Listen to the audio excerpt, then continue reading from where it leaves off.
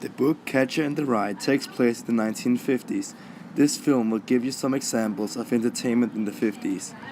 The 50s were years of major development in television, music, and entertainment. Elvis Presley was the biggest star in the 50s. He made rock and roll a popular music genre.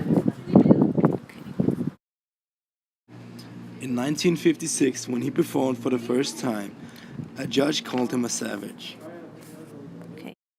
Adults hated Elvis because they thought he was a bad role model and his music was untraditional.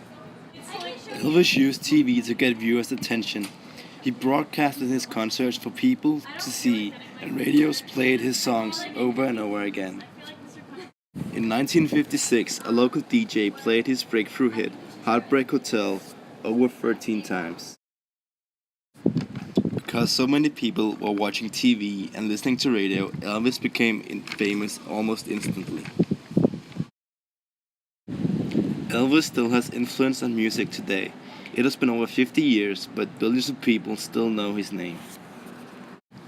More than 600,000 people go to Graceland, Elvis's old mansion and museum every year. That is proof that not all 50s culture has been forgotten.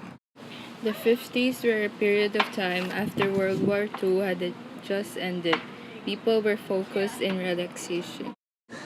The average household was $14,000. Today, houses are $800,000.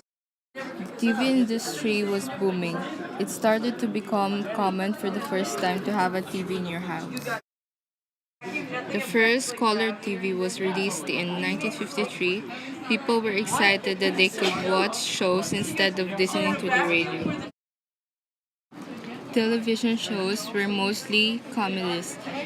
Viewers did not want to see violence because World War II has just ended. Peter Pan was released on February 5th, 1953. Movies like this, themed to magic and happy endings, were very popular.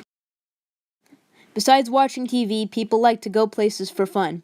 Dance halls were one place people went to enjoy themselves. Square dancing were popular dances people liked to do there. Modern-day dance clubs are inspired by 50s dance halls. Roller rinks were another place where people could have fun. Teens liked to go skating with their friends. Some restaurants even featured waitresses on roller skates. Finally, July 17th, 1955 was when Disneyland opened. Thousands of families with kids went there to spend the day going on rides and seeing shows. Unfortunately, broken rides and 100-degree heat turned its opening day into a disaster. The fact that people kept coming anyways indicated that Disney would become a name brand.